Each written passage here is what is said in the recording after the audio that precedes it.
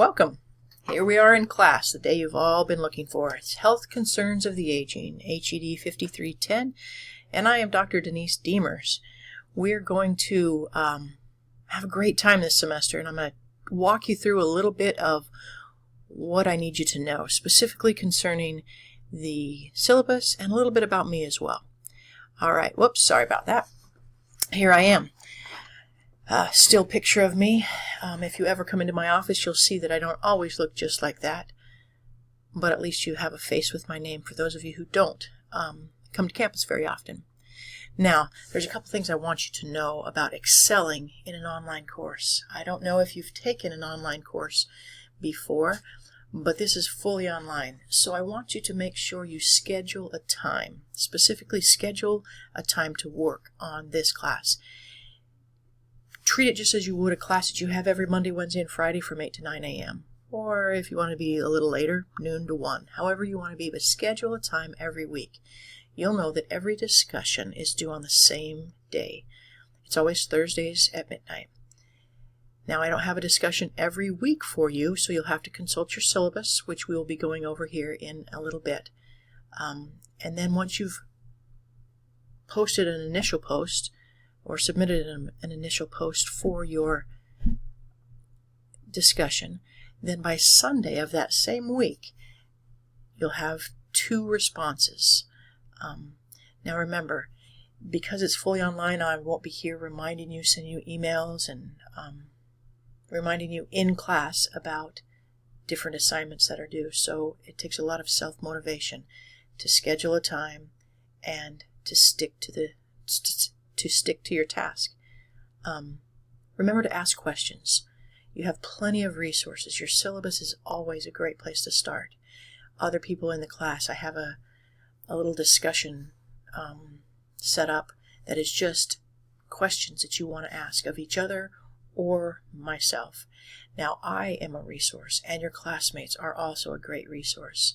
Email me or them, or ask a question on that discussion. Now, some of you are asking, what in the world is Health Concerns of the Aging? Some of you think you might know, and that's great. We all know the aging population. We either have grandparents or parents or see them in nursing homes or wherever we happen to be. But what is it for you, and what do you specifically want to get out of this course? I want to make this course not only a factual course, but something that will benefit you in your degree, in your career. Most of you already are working, and so you need to know how to deal with the aging in your specific career. So let's make this happen. I want to make it happen for you, but it is self-guided. It's a class that is completely your own, and you'll get out of it what you put into it. I will have the facts and the book and all of the assignments for you to do, but take it a little bit further and do what you want to do and what you want to get out of this class. All right, we're going to skip over, and I want you right now to open up your syllabus. Here is your syllabus. You'll see that it is spring of this year. Now, because I've made this video, I want you to be able to look at your syllabus. You may be fall 2017 or spring 2018.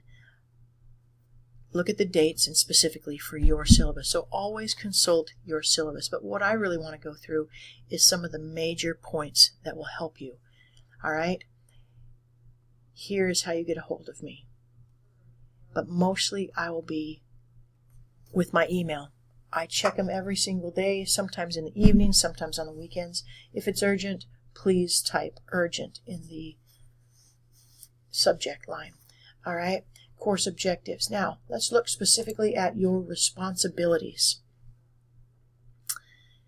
Your responsibility is to get all your work done on your own. This is a graduate level class, and so I want you to do your own work. You can ask for help, you can do anything you want, but do your own work. Make sure that all your work is submitted on Blackboard, because if it's not, it gets stuck in my email somewhere, and when it's stuck in my email, it gets lost, so submit it to Blackboard.